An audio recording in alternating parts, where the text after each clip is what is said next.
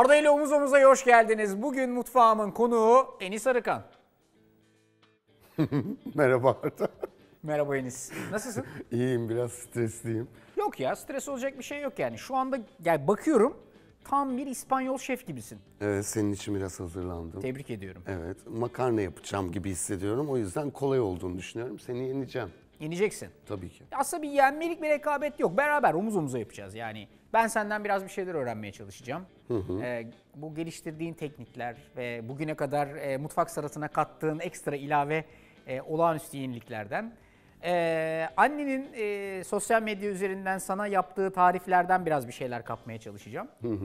Ve bol bol tarifi yaparken de annenin kozunu sana karşı kullanmayı düşünüyorum. Ne dersin? Yani ben de Arda Türkmen'i daha iyi bir yerlere getireceğime inanıyorum.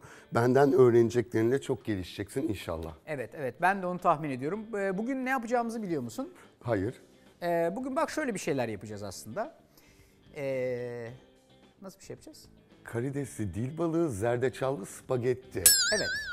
Ya senin bunlar çok iyi bildiğin, yani sizin yöresel mutfakta çok kullandığınız şeyler yani. Özellikle Çok. karides. Ben zerdeçalı bir de her yerde kullanırım. Tebrik ediyorum. O kadar iyi gelir ki benim vücuduma. Harika. İyi ki zerdeçallı bir şey Tabii. seçmişiz. Ya özellikle senin için bunu düşünerek yaptık. Hele ki o karidesle ve dil balığıyla olan mücadeleni şu an düşündükçe apayrı bir yerlere doğru gidiyorum. Dil balığı nasıl bir şey ya? Dil balığı çok güzel bir balık, şahane. Bir kere çok uslu, böyle kedi gibi. Oo, çok uslu. canım benim. Çok acayip Tamam. güzel. Onu bana verin, tamam. Tamam. Eminim sizler ama en çok Selma Hanım müthiş eğlenecek bu bölümde. İnşallah, hadi başlayalım. Hazır mısın? Evet. O zaman Arda ile omuz omuza başlıyor. Hadi bakalım. Kendime çok güveniyorum. İnanılmaz hırslıyım. Ellerimi yıkayıp işime başlamak istiyorum. Teşekkürler. Ben bugün hırslı bir Enis'i bekliyorum. Yani genelde sosyal medyadan takip ettiğim kadarıyla hırslı, tuttuğunu koparan ve kendine güvenen bir Enis olacak. Bence bugün ben Enis'e bir sürü şey öğrettim. Temper? Temper.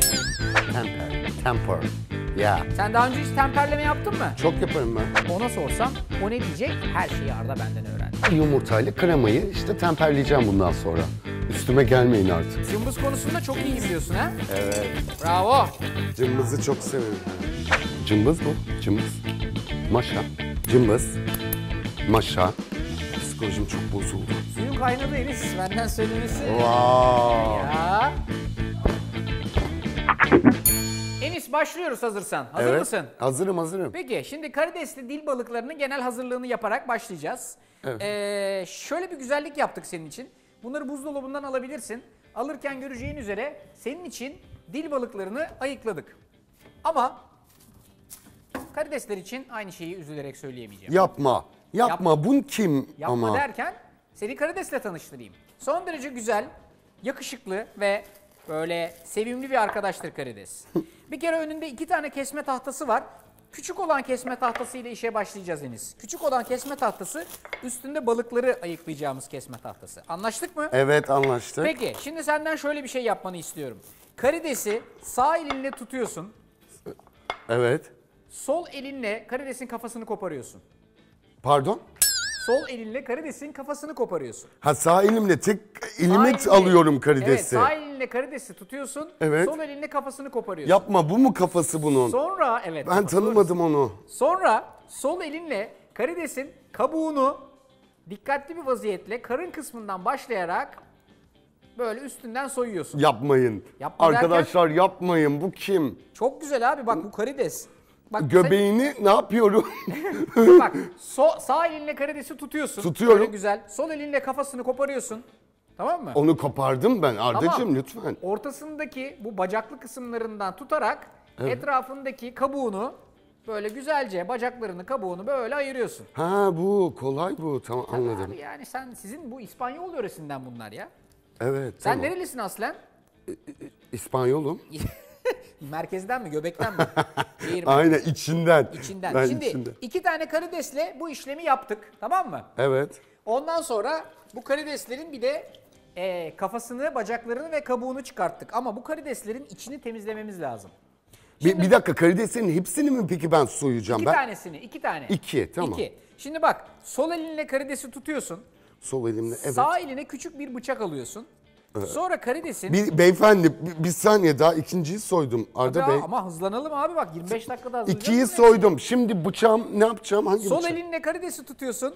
Evet. Sağ elinle karidesin sırtına bıçakla şöyle incecik bir çentik atıyorsun. Bütün sırtı boyunca gidiyorsun bak ta kuyruğa kadar. Tamam mı?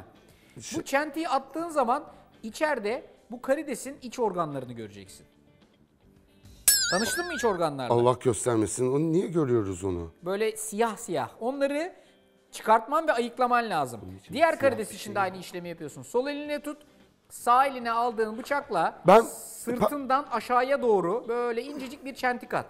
Yani böyle minik bir küçük yardım ben onu. Yardın aynen öyle. O yardığın yerden içinde böyle siyah bir bak böyle iç organları var. Gördüm. Evet. Alayım mı onu? Onu al. Ne Çok ödem önemli, yapmış karides. Bu kim? Karideslerin ödem sorunu gerçekten denizcilik tarihinde çok önemli bir sorundu ve yüzyıllardır nasıl çözüleceği bilinmiyordu. Enis Arıkan bu soruna bir çözüm getirdi. Kendisi ansiklopedilere girecek başarılı bir bilim adamı olacak. Bıçakla da alabilirsin, Bıçakla elinle mı? de alabilirsin. Galiba yanlış hangisiyle bıçak yapmak kullanıyorum. istiyorsan. Sonra karidesi iyice temizledin. Yani kafasını ayırdın, içindeki bütün organlarını da çıkarttıktan sonra bu karidese son işlemimizi yapacağız Enis. Bu yeşil olan bunun organları mı? Evet o yeşil kısımları. Kıyamam aynen. bu kadar mı bunun organı? Yani anca ne yapsın hayvanın zaten canı ne ki? Doğru diyorsun. Şimdi Bana mı Enis- benzeyecekti? O yeşil gibi bir incecik bir şey var. Onun ben organ olduğunu nerede anlayabilirim? Ben toz kaçmış gibi aldım onu onun içinden. Karidesini o böyle hani bir çentik attın ya sırt kısmına. Aynen. O çentikli kısmı tezgaha gelecek şekilde koy. Tamam mı? Kısmı tezgaha gelecek şey. Sonra bıçağınla hani karidesin içinde böyle ayak kısımları vardı ya. Evet. O ayak kısımlarına böyle karidesi düz tutabilecek gibi bıçağınla küçük küçük darbeler atmanı istiyorum. Ya bu bıçağınla küçük darbeleri attıktan sonra hani karides kıvrımlı bir yapısı var ya. Evet. Biraz daha böyle düzleşecek. Ha. Nasıl güzel anlatıyorum, O değil mi? kadar iyi anlatıyorsun. Muhteşem Ben zaten anlatıyorum bildiğim konular da seni dinlemekte senin fena çok değil. hakim olduğun konular ama ben bunları böyle bir hani hakim böyle bir olmayanlar şey için yok. şöyle üstesinden geçmek istedim. 2 parça. Anlaştık mı? Diğerine de yapayım mı bunu? Evet, diğerine de yapıyorsun bunu. Tamam. O Şimdi- bayağı yattı yere doğru. Evet, bravo. Şimdi diğer şeyde burada dil balığın var. Görüyor musun dil balığını? Tabii, Maşallah. görmez miyim? Önümde Pırlanta gibi balık be. Helal olsun. Maşallah. Sen tabii bunun filetosunu çok iyi çıkarırsın. Muhtemelen benden de iyi çıkarabilirsin diye düşündüm ama hani böyle uğraştırmayayım seni şimdi. Koskoca usta şef gelmiş mutfağa. Aynen. Filatoda Uğraştırmayayım. iyiyimdir. Çok mutlu oldum. Bir şeyde temiz verdiniz. Her şeyi kafasıyla gözüyle önüme koymuştunuz. Sinirlerim bozuldu. İnsan bir ayıklar, misafir geliyor. Ayıklayalım da çocuk hışır olmasın der. Sizde hiç öyle bir adet yokmuş. Şimdi önce bu filetoyu kesme tahtasının üstüne koyuyorsun. Arkasından filetonun içerisine... Pardon, özür dilerim, böleceğim. Kesme tahtası küçük olan mıydı? Evet hala küçük olanda çalışıyoruz. Üzerin ama elim balıklı. Birazcık tuz, birazcık da akbiber. Akbiber ne biliyor musun? Nereden bileyim akbiber? Karabiberin beyaz olanı işte. Ha. Tamam mı? Birazcık ama küçük bir tutam. Lezzetlendirmek ve tatlandırmak için. Tuz şeye mi? Dil balığının üzerine mi tuz? Dil balığının iç kısmına yani böyle tezgahın üstüne koydun ya üstüne onu koyuyorsun. Sonra Enis üstüne herhalde. bu Evet. dil balığının içerisine karidesi koyuyorsun ve hafiften sararak bir rulo yapmaya başlıyorsun. Çok özür dilerim. Karabiber de koyuyor muydu? Akbiber. Akbiber. ha. Akbiber. Bizim için çok önemli akbiber. Evet. Bak çok güzel ve düzgün bir rulo yapmanı isteyeceğim senden. Karidesleri arasına koyuyorum. Karidesi dil balığının arasına koyuyorsun. Sonra çok güzel bir rulo yapıyorsun. Üstüne kapatayım mı bu diğer dil balığını? Hayır. Yani dil balığını yuvarlıyorsun, rulo yapıyorsun ve karidesin etrafına sarıyorsun. Ha, Anladın? şöyleli. Tabii. Çocuklar. Bak. Onu sardıktan sonra da önünde 2 tane kürdan var. Ya daha doğrusu kürdanlar var. O kürdanlarla dikkatli bir vaziyette bu balığı diğer tarafından o kürdanlarla tutturuyorsun. Evet. Açılmasın diye. Açılmasın diye. Ben onu Aynen. bilirim. Bak sana anlatırken benim balığım açıldı bir daha saracağım. Sıkı sıkı sarman lazım. Ne kadar sıkı sararsan o kadar iyi sonuç alırsın. Ortasına göbeğinden daldırayım mı ben kürdanı? Daldıra gitsin ya. Daldır gitsin. O kadar şık oldu ki benimki. Gerçekten mi? Bir de gidin Arda Türkmen'e bak. Lokum. Ha, inanılır Canım gibi benim. değil. Şimdi senden şöyle bir şey yapmanı isteyeceğim. eğer ki karidesin dil balığının çok dışına çıktıysa bir ucundan fazla olan kısmını ayır lütfen. Anlamadım, ben öyle bir cümle yok Arda Bey. Nereye Peki, ayıracağım? bir daha söylüyorum. Eğer karidesin dil balığının sağından solundan çok dışarıya doğru pörtlediyse Pörtledi. fazla olan kısmını ayırmanı istiyorum. Fazla olan kısmını ayıracağım. Aynen. Ne yapacağız onu? Onu kenara alacağız. Ha, tamam. Aynı şekilde diğer balığını da hazırla. Küçük bir tutam tuz. Hafif bir lezzetlensin içi. Yoksa çok böyle saman gibi kalır. Değil mi? Tuzu dışından mı koyayım? Yok, içine. Sarıyoruz ya. Evet. Sardığımızın iç kısmına. Ama Azıcık ben onu tuz. koymuştum Arda Bey. Şimdi sardıktan sonra ben nasıl tuz koyayım buna? Tamam, şimdi ikincisine koy o zaman. Onu da Arkasından sardım. yeniden bu karidesi alıp böyle balığa dikkatli vaziyette sarıyoruz. Üstüne. Sarıyoruz. Sarıyor Ben muyuz? sardım. İkisini de sardım, bitirdim ben. Vallahi mi? Aynen Bu aynen. ne sürat ya. Benim elim çok hızlıdır. Tebrik ediyorum seni. Ben Benim- senin kadar senin kadar tecrübeli bir aşçı olmadığım için Aynen. ben biraz daha böyle yavaş ve özenli davranıyorum. Piyasada hep benim şeyimden... Ben ortalığı temizleyeyim. sen Temizle, şey yap. temizle. Niye? Çünkü temiz bir aşçı Çok önemli. çok önemli. Sonra Şimdi arkamdan ikisini de kirletti hazırladık mı? demesinler. 2 tane balığımız hazır, değil Hazır mi? benim. Hazır benim. Tebrik ediyorum sana. Bunlar tabakta pişmeyi beklesinler lütfen. Tabakta beklesinler. Yani bu küçük kenarda bir küçük tabak, yani balıkları tuttuğumuz tabak vardı. O tabağın içerisinde pişmeyi bekleyecekler. Şimdi diğer tarafta su kaynıyor mu? Kaynıyor burada. Kaynıyor değil mi? Kapağını aç lütfen. Bir gel ellerimizi yıkayalım. Lütfen. Balıklarla o kadar uğraştık. Nasıl gidiyor? İyi, olağanüstü. Vay, heyecanlandım bakıyorum. İyi mutlusun. Ya ben çok bildiğim bir konudan geldiği için... Karides mi? Aynen. Karides'e uzmanlık alalım mı? Tabii ben her gün karides doğrarım. Vallahi. Tabii boş zamanlarımda. Karides ilk başta başı koparılır. Altta o ayakları var. Birkaç ayaklı karides. Onu da alırsın. Sonra dış kabuğunu gerçekten öyle bir yararsın. O zaten içinden lık diye çıkar. Sonra arkasına bir kesik atarsın. O kesinin içinde işte böbrek, dalak, ciğer ne varsa incecik bir zar gibidir o zaten. Gördünüz mü hiç bilmiyorum. Yeşil ince ip gibi. Onu içinden aldınız mıydı? Karidesi tavaya koyup şöyle biraz çevirdiniz miydi? Al dente. Şimdi su kaynıyor değil mi diğer tarafta? Kameraman öldü. Kaynıyor değil mi? Kaynıyor. Heh. Suyun kaynadı Enis. Benden söylemesi. Wow. Ya böyle. Şimdi o suyun altını iyice aç lütfen ve fokur Altını aç. fokur kaynasın suyun. Tamam mı? İçerisine bir küçük tutam tuz atıyorsun suyun. Evet. Bu attığımız tuz ne işe yarayacak biliyor musun? Spagettileri birbirinden ayıracak. Yok, daha güzel pişmelerini sadece. Biraz daha lezzetli olacak. ben de onu Şimdi dedim. spagettileri uzun boy, bak spagettilerimiz. Senin için uzun boy spagetti aldım. Teşekkürler. Hiç kırmadan tutup dikkatli vaziyette tencerenin içerisine koyuyorsun. Tamam mı? Evet. Ama kırmaman lazım. Çok önemli. Niye kırayım Arda Bey? Kırma. Zaten ama bu tencereye sığmıyor, görüyor musun? Aynen. Bak, içeride olan kısım yavaşça yumuşamaya başlıyor. Evet. O yumuşadıkça sen spagettileri kırmadan yavaşça bunun içerisine doğru sokmaya başlayacaksın. Ha, topla diyorsun. İçine. Bak, yavaş yavaş zaten kırılmadan bükülerek işin Tabii, içine o giriyor. kendini bırakmaya başladı, kıyamam. Bırakıyorlar değil mi? Tabii. Anne şu an mesela seni izleyip ne diyordur? Canım oğlum, yetenekli oğlum, ben doğurdum falan gibi cümleler kuruyordu Vallahi. tahminimce.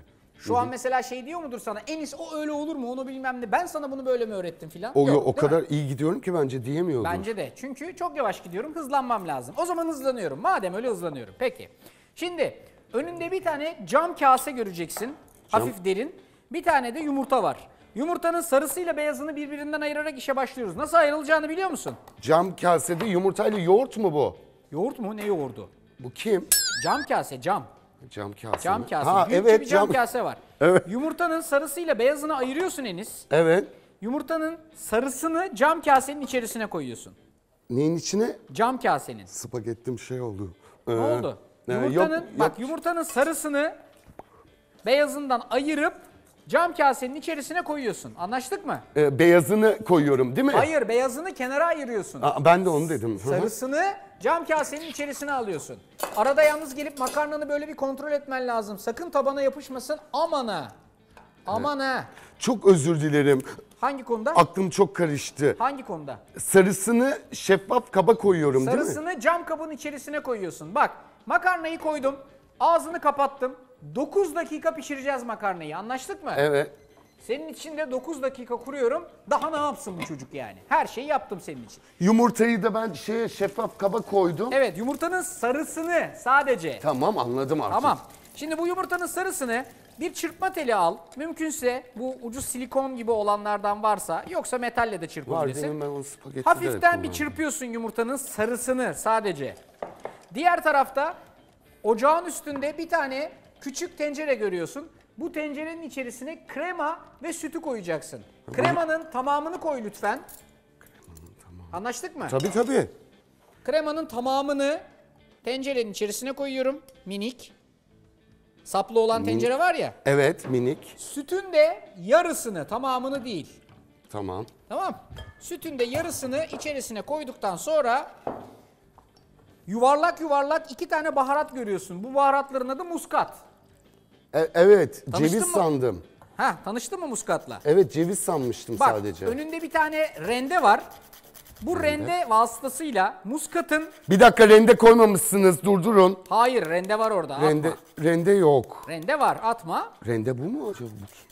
Bak, bir muskatın 3'te birini... Bir dakika. Rende. Al sana rende, al. Bir muskatın demiştim. 3'te birini koyuyorsun. Anlaştık mı? 3'te biri bunun bu kadar mı? 3'te birini rendeliyorsun. Şeye mi, kremaya mı? Evet, kremayla sütün içerisine. Sonra yaklaşık böyle 1 tatlı kaşığı kadar zerdeçal ilave ediyorsun. Zerdeçal hangisi? Zerdeçal sarı renkli olan. Sarı biliyorum. Ben zerdeçalı hayatımda ilk defa dokundum, doğruyu söylemek gerekirse. Elbet gittiğim restoranlarda yemişimdir zerdeçallı bir şey ama zerdeçal beni diyememeye başladım panikten. Ben o sarı renkli toz galiba o. Ama en son bir şeyleri de adaçayı sandım. Gerçekten aklım çok karıştı şu anda.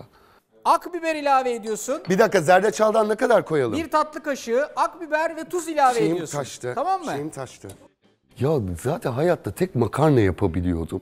Onu da nasıl taşırdım ya? Gerçekten panikten. Bir kere algı tamamen kapanıyor. Yani Arda'yı dinleyeyim, bir anda onu yapayım derken o durup durup taştı. Kader ağlarını ördü gerçekten. Ocağın altını yakmadık mı da? Kremanın. Evet. Yakmadık. Nasıl yakmadık?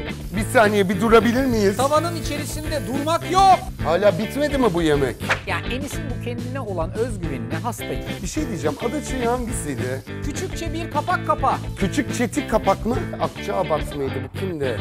Zerdeçalı ne yapacaktım? Bu kimdi? Ben bir şeyler anlattım ama yani beni dinlemedi mi? Evet. Sonra bunları Akbiberden tekrardan ne ocağın üstüne alıyorsun Enis. Zerdeçalımı döktükten sonra... Zerdeçalı da bu sütle kremanın içerisine koyduktan sonra hepsini beraber ocağın üstüne alıyorsun ve böyle bir spatulayla ya da çırpma teliyle, hangisiyle istersen böyle çırparak bunu karıştırıyorsun ve birazcık ısıtıyorsun Enis. Bir saniye, bir şey diyebilir miyim? Diyebilirsin. Şimdi ben kremamın içine... Krema, Neydi? Akçaabat krema, mıydı? Bu kimdi? süt. Bak, krema, Süt. akbiber, Akbiber. tuz, Akbiber mi? zerdeçal ve rendelediğim muskat. 2 tane de adaçayı atıyorsun. Tuz. 2 tane de adaçayı. Adaçayı önünde bak böyle peçeteye sarılmış vaziyette duruyor. Ha, adaçayı. Aynen, ta Adaçayı. kendisi adaçayı. Arada makarna ile ilgilenmeyi unutma lütfen. Çok önemli çünkü makarna. Benim makarnamda sorun yok Arda. Herkes Her şey kendi yolunda makarnasına mı? baksın. Oo, Bu maşallah. zerdeçalı ne yapacaktım? Zerdeçalı süt ve kimdi? kremanın içerisine ilave ediyorsun. Köküyle mi? Kökü mü? Bunun kökü değil mi? Bu nesi bunun? Zerdeçal dediğin şey nasıl bir şeyiniz? Yapraklı yeşil. O yok, o adaçayı. Ha, adaçayı. O adaçayı. Yani şöyle söyleyeyim, evet daha zor baharatlar vardı ama zerdeçal yeterince zor bir baharat. Akbiber, yani beyaz biber, karabiber filan. Adaçayı zaten bir tane yeşillik var. Orada olan ne biliyor musun? Panik anında insanın ne yapacağını bilememesi. Aslında her şey başlarken nasıl böyle cool, o böyle karizmatik ses tonuyla Arda'yı alt edeceğim. Birden tezgaha gelince hangisiydi adaçayı, hangisiydi şey filan. İşte eğlence orada başladı. Bir yaprak atıyorsun ama. Bir yaprak mıydı? Bir yaprak tabii. Tamam. Bir yaprak, arkasından Bu ocağın altını yakmayı düşünüyor muyuz bir yerde? Peki. ocağın altını yakmadık mı daha? Kremanın. Evet. Yakmadık. Nasıl yakmadık? Yanlışlık oldu. Büyük bir ihanet. Büyük bir ihanet. Evet, yaktık canım, Yaktık, nedir? tabii Beklesin canım, nedir biraz. yani, alt tarafı ocağın Aynen. altını yakıyoruz. O kadar da büyük bir şey değil yani. Tamam.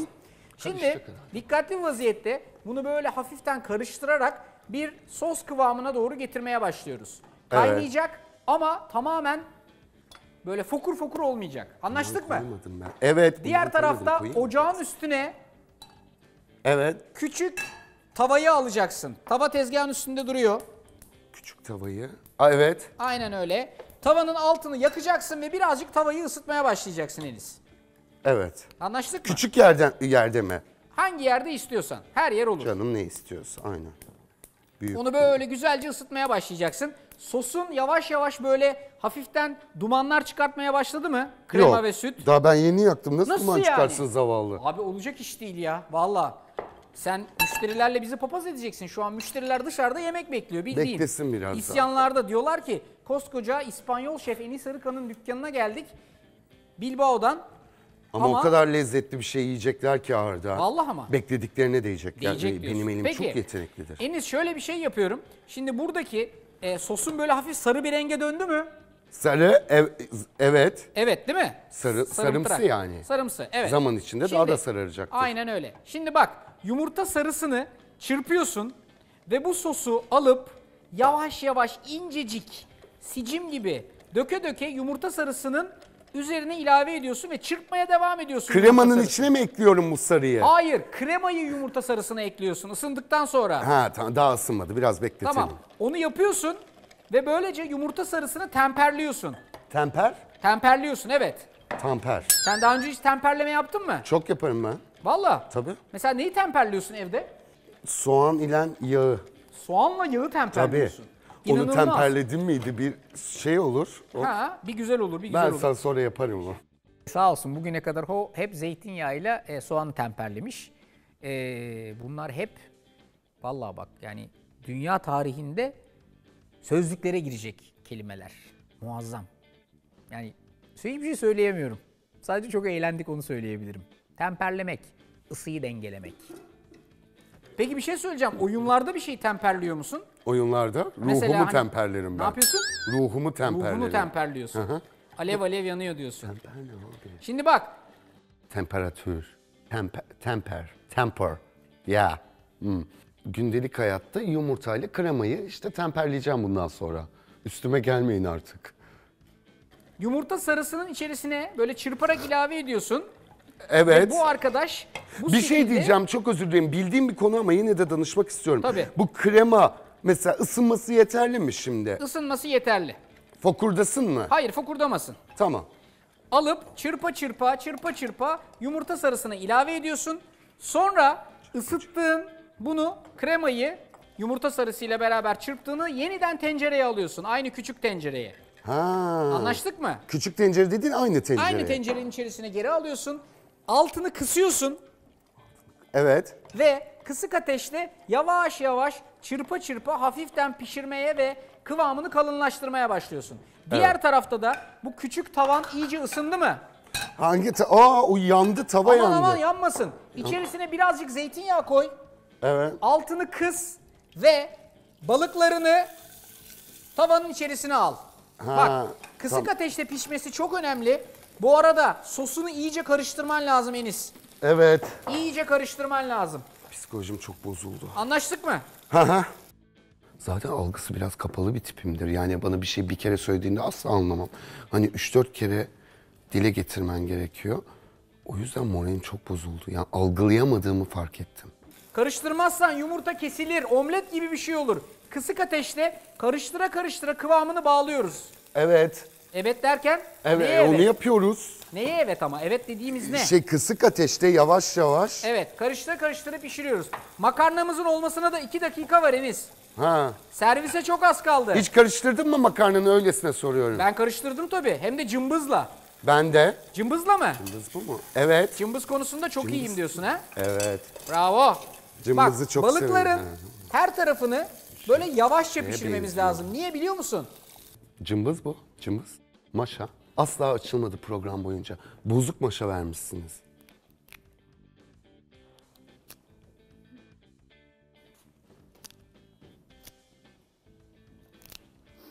Bozuk. Efendim tanıştırayım. Maşa. Bu da cımbız. Cımbız, maşa, cımbız. Maşa Böyle hop vurdunuz, açıldı. Tuttunuz, aldınız, çevirdiniz. Et, met filan falan. Kapattınız, kenara koydunuz. Cımbız daha böyle ince işler yapmak için filan kaş alma. Bununla yapılmaz. Ama makarnayı çevirmek için de özellikle böyle bir cımbız acayip işe yarar. Cımbız. Ama bu cımbız. Cımbız yani. Dil balığı eğer böyle kontrollü bir ısıda pişerse hafiften böyle kendi öz suyunu salgılıyor ve karideslerle beraber ortasındaki bütün boşluğu dolduruyor Enis. Asla dinlemiyorum. Evet. O boşluğu doldurmak çok önemli değil mi? Sizin oralarda da öyle değil mi? Kesinlikle öyle. O boşluğu doldurdukça lezzetlenir yemek. Tebrik ediyorum seni. Ya Ne işte diyor ustalık acaba? bunu gerektiriyor ya. Ya Enis'in bu kendine olan özgüvenine hastayım. Yani ben bir şeyler anlattım ama yani beni dinledi mi, dinlemedi mi, yaptı mı, uydu mu, uymadı mı böyle tamamen böyle serbest akışta gitti o. Adam klas yani biliyor, bilerek konuşuyor. Krema Krema ne? Krema ne? kremayı bir şey diyeceğim. Krema hala devam mı? Ne demek o? Yok bir şey. Kremayı çırparak ısıttık. Şimdi benimki zaten gayet Yeter güzel. mi bu kadar ısınması? Bilmiyorum ki ne kadar ısındı. Ben nereden bileceğim pardon? Sen bilmezsen ben nasıl bileyim mi diyorsun? Tabii. Şimdi bak şöyle yapıyorum. Benimki güzel bak gövdelendi hafiften. Kim tamam mı? gövdelendi? Krema Evet. gövdelendi yani böyle güzel bir kıvam aldı. Artık bunu ateşten alabilirim. Tezgahın üstüne getiriyorum. Ocağın üstüne. Böyle birazcık kendi halinde bırakıyorum. Hala biraz sıvı Enis. Evet. Çok önemli sıvı olması. Aynen. Yumurtayı öyle sıt diye içine çekmesin. Hı. Değil mi? Tabii ki. Tabii ki. Arada balıkları attın değil mi pişiriyorsun? Tabii onlar çok güzel tadında. Yavaş yavaş pişecekler. Kontrollü bir ısıda. Evet. Bu arada makarna ne durumda? Makarnam güzel bence. Valla. Andante. Oo çok güzel. Andante miydi o? Al dente evet al dente yani Al pişebilir dente. kıvamda. Seni tebrik ediyorum ya. Yayınlarsınız ölümü görün. No. Şu aladenteleri atın. Oraya bip koyun ne olursunuz. Lütfen. Aladente ne ya? Gerçek bir star çıktın. Gerçekten. Sosunu ocaktan aldın mı? Bu niye açılmıyor? Sosunu- Altını kapadım almadım. Alırım. Al çok önemli. Orada sıcakta durmaması lazım. Altını kapa. Üstüne de küçükçe bir kapak kapa. Küçük çetik kapak mı? Küçük çetin kapak. Evet öyle bir şey yani. Çetin kapak mı? Küçük çetin kapak. Sonra Çetin kapak. büyük tavanı ocağın üstüne al lütfen. Büyük tava. Büyük tava. Hala bitmedi mi bu yemek? Hayır biter mi? Bir Büyük şey tavanı- diyeceğim, bu karidesin altı yanacak mı? Abi kısık ateşte karides kısık ateşte. Yanmaz. Yani Öyle yanmaması lazım. Tamam. Küçük tavanı ocağın üstüne al. Altını yak. Pardon büyük tavanı yanlış söyledim. Tamam evet. Büyük tavanı ocağın üstüne al. Altını yak. Evet yaktım. İçerisine bir dolu kaşık tereyağı koy. Bir ya da iki yaprak da adaçayı koy. Tamam mı? Ne kadar yağ? Bir dolu kaşık tereyağı koy. Sonra Cımbız bu ya. pişmiş olan makarnanı Bir dolu kaşık. Evet. kepçe ile al. Birazcık suyunu da alabilirsin tabii. O makarnanın suyu lezzetlidir çünkü kendi pişen. Ama sen zaten bunları biliyorsun. Ben ayrı bir Makarnanın anlatıyorum. suyunu alıp ne yapayım? Sen yine de söyle bir bakayım ben. Makarnanın suyunu da azıcık alıp bu tereyağı ve adaçayı koyduğun büyük tavanın içerisine makarnanı transfer et Enis. Bir şey diyeceğim. Adaçayı hangisiydi? Adaçayı yeşil olan. Burada ha. Ben nereden bileyim adaçayını? Ah Selma Hanım ah. Evet, tereyağıyla adaçayını çırpacak mıyım? Tereyağı ile adaçayını çırpmıyorsun. Tereyağı ve adaçayını ocağın üstüne koyuyorsun. Sonra makarnayı alıp içerisine transfer ediyorsun. Bak şunun güzelliğine bak. Suyunu süzmeden mi transfer ediyoruz? Abi suyunu süzüyorsun. Suyunu süzmeden olur mu? Nerede süzdün suyunu? Kepçeyle içine alıyorsun kepçeyle. Kepçeyle içine almak. Kepçeyle veya bir kevgirle veya bir maşayla hangisini istersen. O bende tamam. Tamam mı?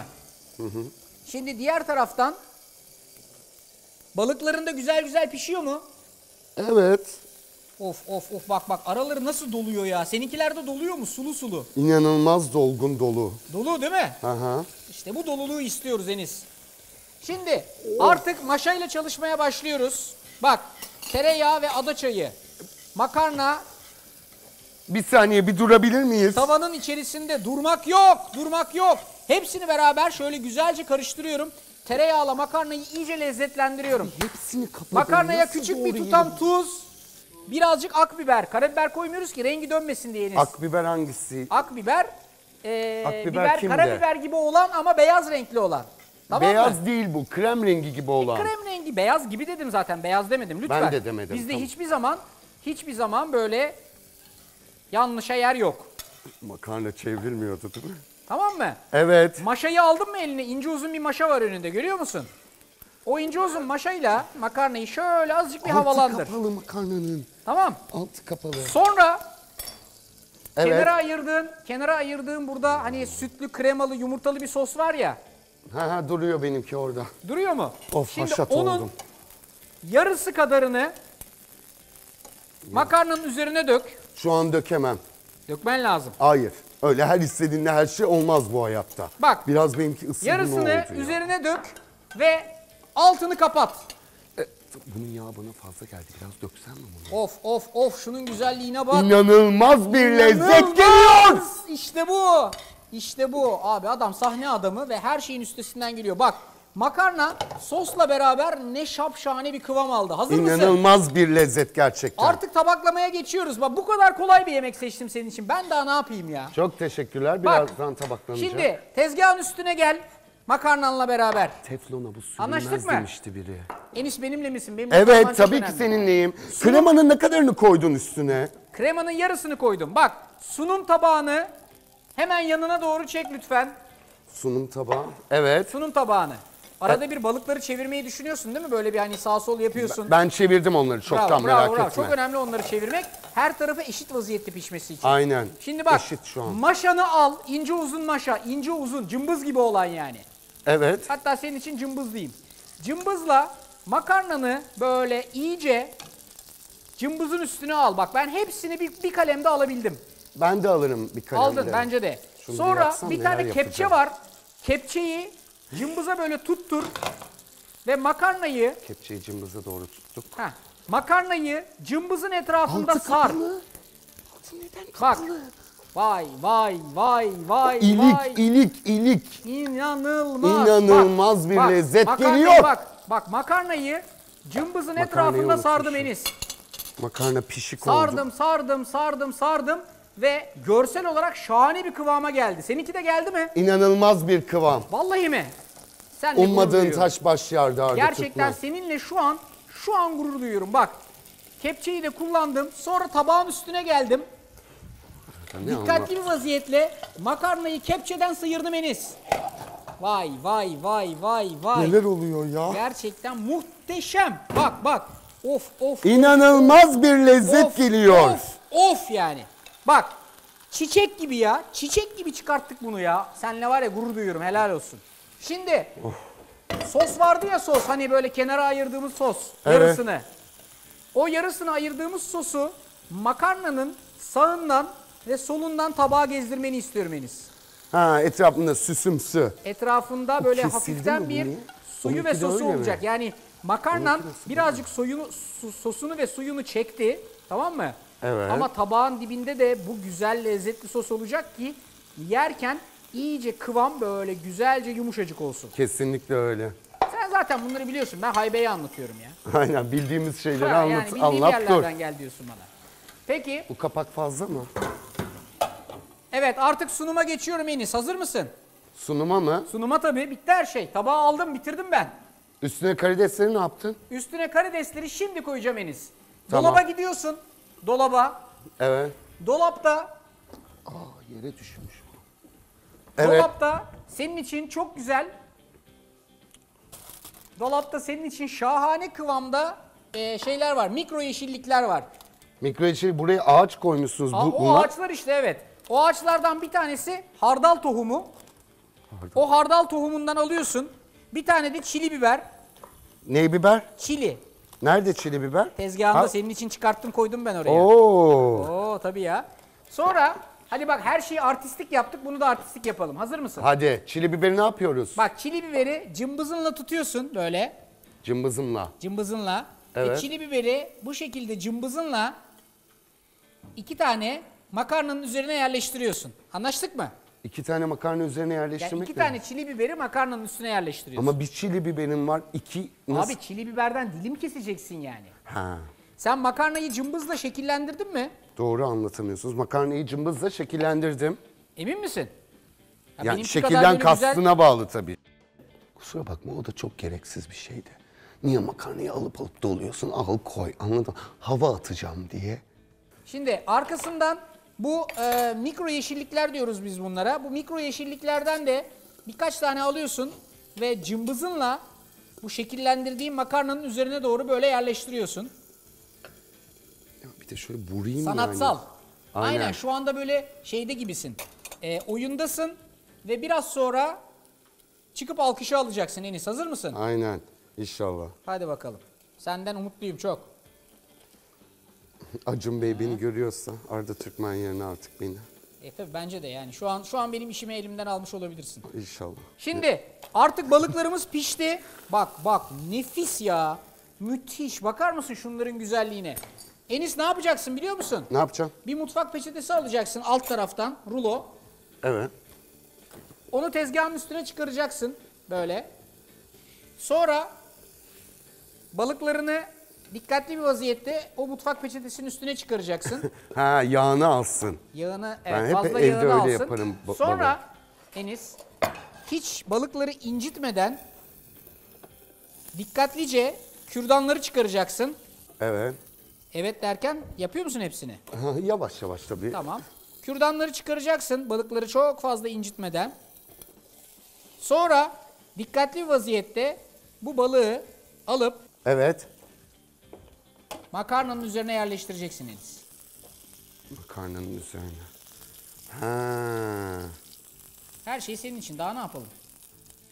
Of. Evet, hazır mıyız? Artık sunuma geçebilir miyiz Enis? Az kaldı. Bir saniye Az mı? bekleteceğim sizi. Ya sen bu ama yani İspanyolların senin çok hızlı olduğunu söylemişlerdi. Birazdan görecek herkes. Heh. Evet. Makas neden olmasın? Değişik bir fikir olabilir. Son kaç saniyedeyiz Enis? 10. 10. Mikro yeşillikleri ne yaptın? Koydun Mikro mu? yeşillikleri tabağa böyle güzelce süslemeni istiyorum, olur mu? Tabii ki. Kenarına, köşesine, birazcık sosuna, birazcık üstesine. Gerçekten şahane bir tabak yaptık Enis. Evet maşallah. Son 5 mi? Son 10. 9, 8, Hayır. 7, 27, 6, 26, 5, 25, hayır. 4, Hadi lütfen stop it. 3, Please stop. 2,5, Evet. 2,25, Evet. 2, Şurasını doldururuz. 1,75, Evet. 1,5, Aynen. 1,25, Aynen. 1. Hazırım. Hazır mısın? Oldukça. Gerçekten. Ve dönüyorum. Hadi dön. Hoppala. Muhteşem. Tamam bir babacığım sen şeylerle mi, mikro yeşilliklerle mi doldurdun içini? Sen ne yaptın? Ya benimki tabii seninki gibi sanatsal bir çalışma olmadı. Arda o ne? Gerçekten ayıp yaptınız. Misafiri çağırın. Bu kim abi? Bu neden böyle oldu? Çok emek verdim gerçekten. Niye abi çok güzel. Ya senin İçini çiçek doldurdum. bir şey söyleyeceğim. Bu niye yeşil? Senin sos. Dök demiştin. Kesildi benim. Süt mü kesildi? Ben Enis'in sosunun neden yeşil olduğunu anlayamadım. Yani orada yeşil olmasını gerektirecek hiçbir baharat yok. Sapsarı bir zerdeçal var. Nasıl yeşile döndü? Ya gerçekten çok merak ediyorum. Araştırılması gereken bir konu.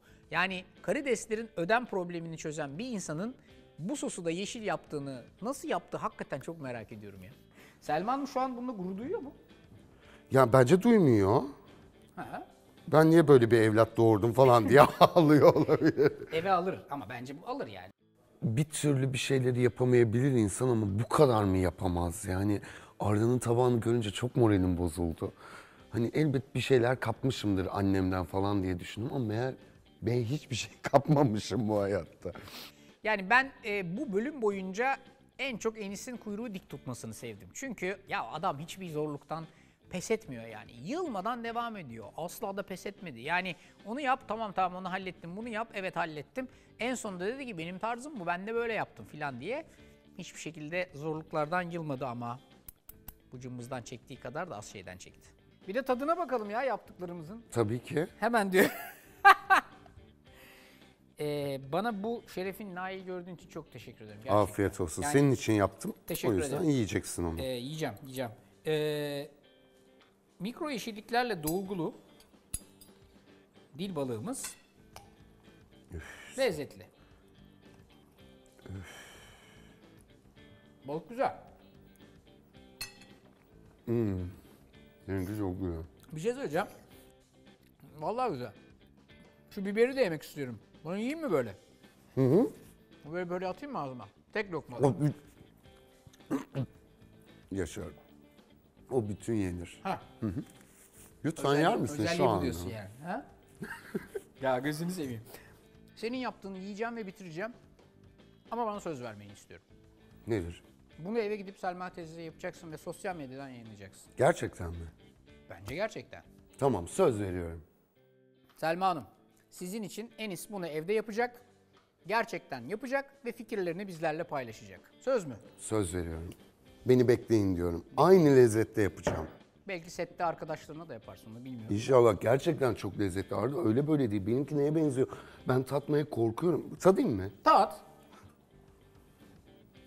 Ne kadar kötü yapmış olabilirim. Yani Ben bence de insanım sonuçta. bence hiçbir kötülüğü yok. Gayet güzel. Bu neden olmadı Arda? Beni çekmeyin şu anda, ne olur.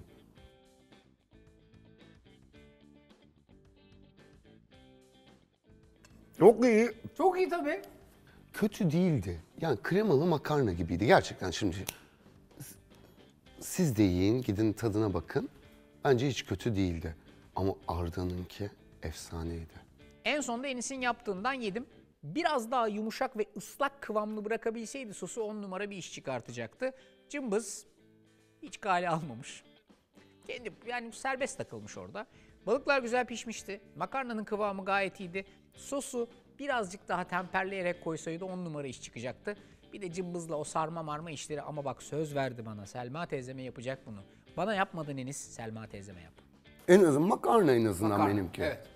Seninki Tebrik ediyorum makarna üstü bir şey, benimki makarna. Güzel. Eline sağlık. Teşekkür Çok ederim. teşekkür ederim. İnşallah eğlendin. Ya çok eğlendim. Gerçekten inanılmaz keyifliymiş. Teşekkür ederim. Ben teşekkür ederim. Ayağına sağlık. Çok sağ ol. Bugün Enis Arıkan'la beraber Arda ile omuz omuza da böyle güzel bir makarna yaptık. Sosuyla ve üstündeki balığı karidesiyle beraber de bu şekilde sunduk. Söz verdi Enis annesi için bu makarnayı evde yapacak. Selma teyze sizden gelecek geri dönüşleri bekliyorum.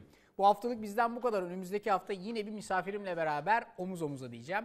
Ve sizler için güzel yemekler hazırlayacağım. Haftaya görüşünceye dek hoşça Hoşça kalın. kalın. Çok eğlendim. Gerçi ama bir tık da hırs da basıyor. Ben böyle yarışma programlarına birkaç kere konuk gitmiştim. Meğer çok hırslı bir tip olduğumu öğrendim. Birinciliğe falan oynadım olmayan zekamla. Yani inanılmaz bir şeydi. Burada da o his beni mahvetti, alttan alta rezil mi oluyorum? Yapamıyor muyum? Tencere taştı, cımbız nerede falan. Ama eğlenceliydi, yani çok eğlenceliydi. Ben de bu kadarmışım, onu öğrendim. Enis Arıkan dediniz mi, sözünün eri dediğinin arkasında duran insan demektir. Sözü senet. Annesine yapacak onu. Selma teyzemden bekliyorum.